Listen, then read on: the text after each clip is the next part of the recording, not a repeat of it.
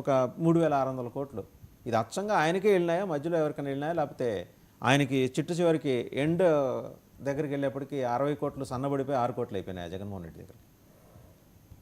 అది జగన్ రెడ్డికి వచ్చినాయా లేదా లేదా జగన్ రెడ్డి కాకుండా కింద ఉన్నటువంటి కసిరెడ్డి ఎంత తిన్నాడు, లేకపోతే ఇంకా ఉన్నారు కదా మిథున్ రెడ్డి ఎంత తిన్నాడు, ఇవన్నీ కూడా ఆ, విచారణ జరుగుతూ ఉంది. వన్ బై వన్ అన్ని బయటకు వస్తా ఉన్నాయి. విచారణ సంస్థలు ప్రజలకి పూర్తిగా ఎవరెవరు ఎంతెంత మెక్కారు లేదా ఎంతెంత నొక్కారు అనేటువంటిది ఖచ్చితంగా ప్రజలకి తెలియపరుస్తారు.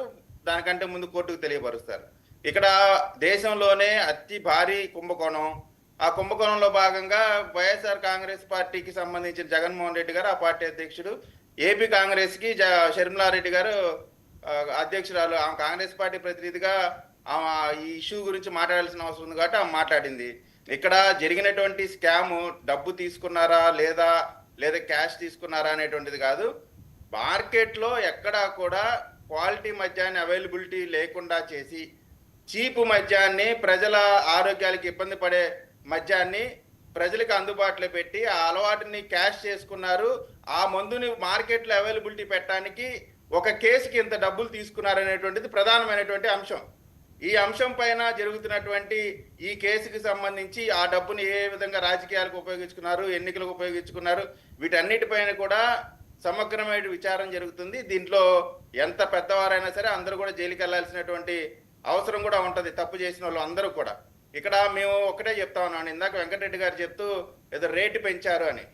ఒక రోజు 2 రోజులు సినిమా చూడటానికి ఎంటర్టైన్మెంట్ కోసం వెళ్ళేదానికి రేటు పెంచడం వల్ల పెద్ద నష్టం లేదు. కానీ 50 రూపాయలు ఉండేటువంటి పిచ్చి మద్యం, ఆరోగ్యానికి హానికరంగా ఉండే మద్యాన్ని 5 సంవత్సరాల పాటు 250 రూపాయలు 350 రూపాయలు చేసినటువంటి అది కదా ప్రజలకు నష్టం.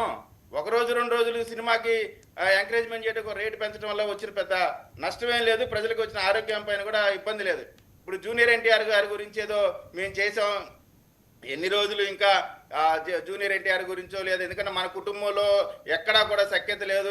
అందరూ కూడా జగన్ రెడ్డి గారి యొక్క విధానాలను బట్టి అందరూ దూరంగా వెళ్ళిపోయారు కాబట్టి అందరి కుటుంబాల్లో కూడా ఇదే గొడవలు ఉన్నాయనేటువంటి ఆలోచనలో వాళ్ళు మాట్లాడుతూ ఉన్నారు. అవన్నీ కూడా తప్పుడు మాటలు తప్ప ఎక్కడా కూడా ఆధారాలు ఉన్నటువంటిది కాదు, ఆధార రహితమైనటువంటి ఆరోపణలు. ఇప్పుడు రాజకీయ పార్టీగా ఉన్నప్పుడు మనం ప్రతిదాన్ని సూక్ష్మ రంధ్రాన్వేషణ చేసి ఏదో ఒకటి మాట్లాడదాం లేదా ఎదురు దాడి మాత్రమే చేద్దాం అనేటువంటి ఉద్దేశంతో మాట్లాడే వాళ్ళకి ఈ పొలిటికల్ ఎలిగేషన్స్ పక్కన పెడితే విజయ్ కిరణ్ గారు 2 అంశాలండి. 2014-19 మీరు పెద్ద కుంభకోణం అన్నారు కదా, 3,500 కోట్లు. జేడీ గారు ఏమన్నారంటే 2014-19 మధ్య నమోదైన కేసులో 6,500 కోట్ల రూపాయల అవినీతి జరిగింది, కుంభకోణం జరిగింది. దాని మీద కూడా ఇదే స్థాయిలో ట్రాన్స్పరెంట్గా ఇదే సిట్టు ఇంతే ఉత్సాహంతో ఉవ్విళ్ళూరుతూ ఉత్సాహంగా ఉరకలేస్తూ ఆ విచారణ జరపాలని ఆయన డిమాండ్ చేశారు. ఆయన ఒక ఇండిపెండెంట్, ఆయన తెలుసు, ఫార్మర్ జేడీ, సిబిఐ నిబద్ధత గల అధికారి. సో ఆయన అన్నాడు 2 విషయాల్లో సిట్టింగ్ జడ్జి లేదా సిబిఐ, హైకోర్టు సిట్టింగ్ జడ్జి లేదా సిబిఐ. ఇప్పుడు ఆ కేసులోనూ నిందితులు బెయిల్ మీద ఉన్నారు, ఈ కేసులో నిందితులు మొన్నటిదాకా బెయిల్ మీద ఉండి ఒక్కళ్ళొక్కళ్ళే ఎత్తుక్కుంటూ జైలుకి వెళ్ళిపోతున్నారు. అయ్యో నువ్వు ఒక్కడు అక్కడ ఉంటావు, నేను కూడా వస్తున్నా అని చెప్పేసి రోజుకు ఒకళ్ళు చొప్పున 2 చొప్పున వెళ్ళిపోతున్నారు. మరి దాని సంగతి ఏంటి? ఆ విషయంలో కూడా మీరు పారదర్శకంగా ఉంటారా? మీ సిట్లు, మీ ప్రభుత్వాలు పారదర్శకంగా ఉంటాయా? 2014 నుంచి 19 వరకు ఏదైనా కుంభకోణం జరిగి ఉంటే ఆ తర్వాత వచ్చిన ప్రభుత్వం 5 సంవత్సరాల పాటు ఓన్లీ గుడ్డిగాడిదకి పళ్ళు తోముతూ కూర్చున్నారా? ఎక్కడ ఏమి పని చేయకుండా ఓన్లీ అవి ఇవి విధ్వంసాలు చేయడం తప్ప వేరే ఏం లేకుండా పరదాల చాటున ఉండటం తప్ప వీళ్ళు ఏం పని ఏం చేయలేదా? నిజంగా అది జరుగుంటే ఇంతకాలం వైఎస్ఆర్ కాంగ్రెస్ పార్టీ ప్రభుత్వం 5 సంవత్సరాలు ఖాళీగా ఉంటుందా? ఇవాళ జేడీ గారికి ఏదో అనుమానం ఉంది, ఆయన అనుమానం వ్యక్తపరిచారు. ఇప్పుడు ఆయన అనుమానం కాదు కదా, ప్రభుత్వంగా ఏం జరిగింది రాష్ట్రంలో అనేటువంటి దానిపైన జరుగుతూ ఉంటుంది. ఇప్పుడు మన ఏపీలో జరిగింది, ఆంధ్ర రాష్ట్రం ప్రతి ప్రజలకు కూడా దానివల్ల ఎఫెక్ట్ పొందున్నారు. అది బ్లడ్ మనీ, 3,200 3,500 లేదా ఎంతైనా కానీ అది బ్లడ్ మనీ.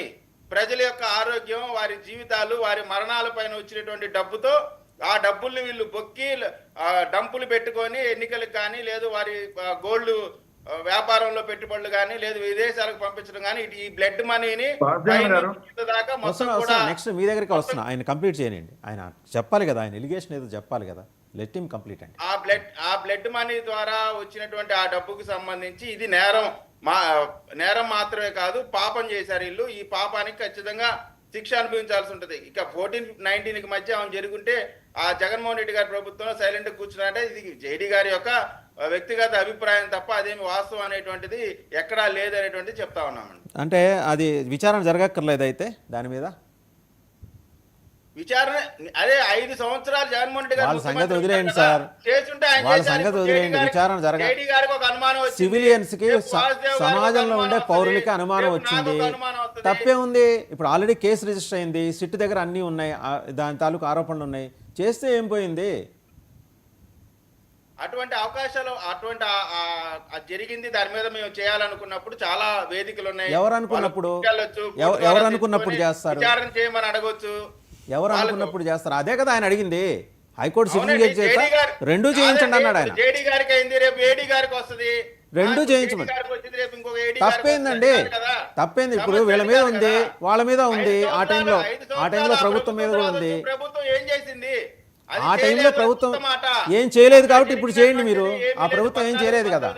ఏ విధమైనటువంటి ఆ ప్రభుత్వం ఏం త్యాగం చేయలేదు కాబట్టి వాళ్ళు అట్ట అయిపోయారు. కానీ ఇవాళ మీకు అవకాశం ఉంది కదా, సమర్థవంతులైన, సుశిక్షితులైన, దక్షత గల, సమయస్ఫూర్తి, వివేచన ఉన్న అధికారుల బృందం అద్భుతంగా 5 నెలల్లో మొత్తం ఇదంతా బయటికి తీసి వాళ్ళందరికీ సున్నం పడేలాగా గట్టిగా రిమాండ్ రిపోర్ట్ రాసింది. 350 పేజీల ఛార్జ్ షీటు తీయండి. అది కూడా ఎందుకంటే జనం ముందు దోషే కదా. ఎవరైనా ఒకవేళ నిజం కాకపోతే నిర్దోషిగా మీరు అంటుంటారు, అదేంటది కడిగిన ముచ్చలాగా బయటకు రావచ్చు. సరే వెంకటరెడ్డి గారు, మీ అబ్జెక్షన్ ఏంటండి?